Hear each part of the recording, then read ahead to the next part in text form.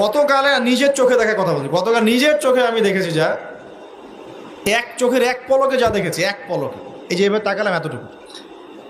আমরা আসছিলাম ওই যে পূর্বাচল দিয়ে মাহফিলে যাব, আমরা চাঁদপুর যাব, ওদিক দিয়ে বের হয়ে কোন জায়গাতে চলে গেছে আমি মানে বলতে লজ্জা পাচ্ছি, কিন্তু আপনাদেরকে বলি, কারণ আপনারা এই শহরের বাসিন্দা এবং এই শহরের ভবিষ্যৎ আপনার হাতে, এই ঢাকা সিটির ভবিষ্যৎ আপনাদের হাতে না। আচ্ছা, তো গাড়িতে বসে আমরা সাধারণত কী করি, বই পড়ি বা ফোনে কথা বলি বা পরিবারের খোঁজ খবর নেই। গাড়িতে বই পড়তে পড়তে চোখ লেগে যায় না অনেক সময়, তো চোখটাকে রেস্ট দেওয়ার জন্য জাস্ট একবার গ্লাসটা খুলে বাইরে তাকিয়েছে। পাশ দিয়ে একটা গাড়ি চলে গেল, একটা উবার টাইপের একটা গাড়ি চলে গেল, ড্রাইভার গাড়ি চালাচ্ছে।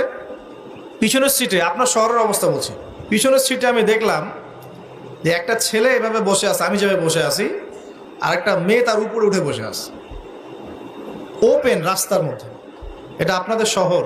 আমি যে বলি যে কিয়ামতের যত সায়েন্সগুলো আছে, নিদর্শনগুলো, সেগুলো মোটামুটি প্রকাশ পেয়ে গেছে সব শহরগুলোতে, আপনারা তো বিশ্বাস করতে চান না।